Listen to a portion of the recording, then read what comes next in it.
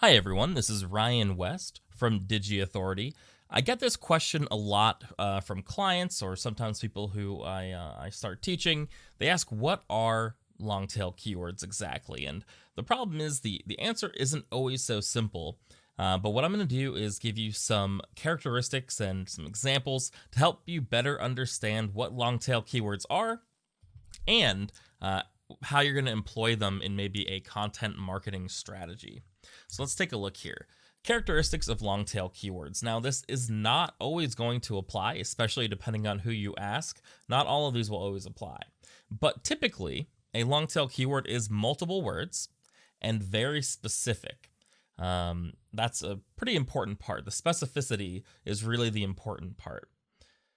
They often have low search volume, although you could argue a very specific keyword that, depending on the industry, could actually have a pretty high search volume, despite being considered a long tail keyword. They usually have a higher conversion rate because they're so specific. Normally, someone is further down the actual funnel of purchasing. So normally they do have a higher conversion rate overall. That will not always be the case, but that is definitely typical to have a higher conversion rate. And the best part, and the reason everyone is always clamoring about them, is that they're easy to rank for.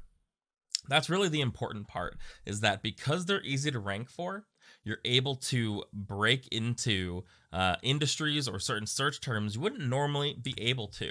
Let's take a look at some examples. Let's say you are going to sell some running shoes. Ranking for running shoes would probably be pretty difficult, but once you add on a couple of words, make it more specific, best running shoes for men is actually going to be a little easier to rank for. The search volume, definitely going to be lower than running shoes. Conversion rate, likely higher because somebody is looking for the best one. They know it's for men. They're very specific. They're looking to make a purchase most likely, compared to someone who might just be interested in finding out what makes a good running shoe. They're still in the research phase. Buy shoes and then buy black Nike shoes. That's a pretty big difference because someone is actually searching for the shoe they'd like to buy, where buy shoes, probably has a very high search volume. But when you think about what someone is looking for when they search that, they don't know if they want high heels or boots yet. They're very far. They're not that close to making a purchase if that's the search term that they're actually going to use. Screencast software versus screencast software for teachers, that sort of makes the content strategy part kind of easy, right? Because you could have a homepage for your screencast software. But if you had an article about the screencast software for teachers or a specific landing page for teachers, you're going to be able to draw in traffic over there as opposed to just trying to rank for that big main keyword. You have something more specific for somebody. Dog food safety. Versus a question, which could be something like, which dog food brands are safest? That's a full sentence. It's very long, it's very specific, and likely a bit easier to rank for than just dog food safety. Then altitude oxygen chart. That's an interesting one because you'll not find a ton of commonalities between the altitude oxygen chart and the actual long tail keyword, which is how much oxygen is there at 14,000 feet. So what's interesting is they're not always just variations of the main keyword. They're also going to be things that people may search that they still want to find that actual chart. So they're not looking for a chart in general. They're looking for an answer to their question. And answering a question is always a really easy way to draw in that organic traffic.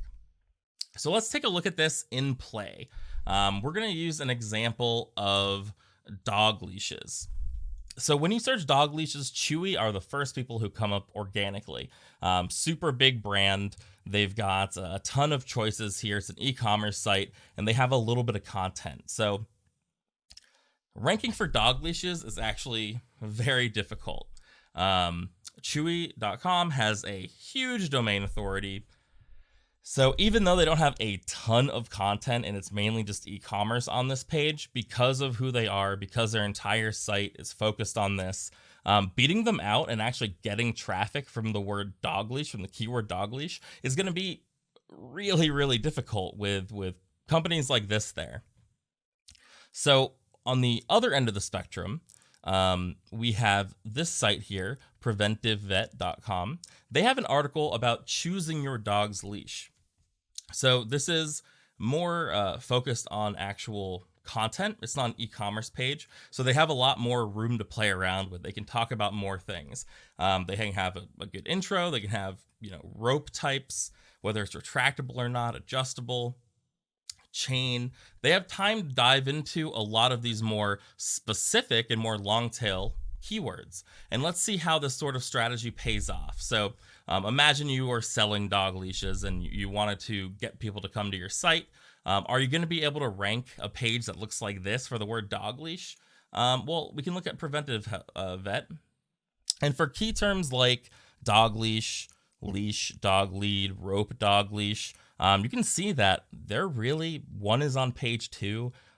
Most of these are way back. We're talking about page 7, page 6, best dog leash, rope, dog leash, page 7. So they're pushed really far back. They're getting zero traffic from what you consider to be their kind of main keywords for this article. But you can see that they're actually getting, though, 466 organic visitors per month.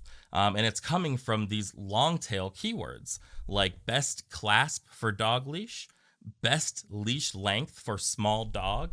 The search volume of these keywords is very low, 70, 40, 40, 50. But the thing is that all of these keywords add up into, 466. That's 466 targeted people who are most likely looking for a dog leash. When you're looking for best leash length for small dog, they're probably ready to make a purchase soon. So you can see that you can drive a ton of traffic, whereas, ranking for these main keywords like dog leash, you're getting 0 if you're on page 2. You're not getting a single hit on page 2. You'll pour your time, energy, money into ranking and you'll go nowhere. But one really solid article with a lot of information on it is going to pick up these long tail keywords that a lot of these big companies don't even bother with, and you're able to just get a ton of traffic. So that's why long tail keywords are so useful. You get a better understanding now of what that long tail strategy looks like. There's actually a follow-up video to this video where I show you how to use SEMrush to actually find long tail keywords. So definitely be on the lookout for that. If you have any questions at all or want to tell us some of your long tail keyword stories down in the comments, please let us know. Feel free to post some comments, get a talk going. And if you have any questions you'd like us to answer, like what long tail keywords are, feel free to message us any way you want. And likely we'll make either an article or a video about your question. All right. Thanks so much for watching, guys.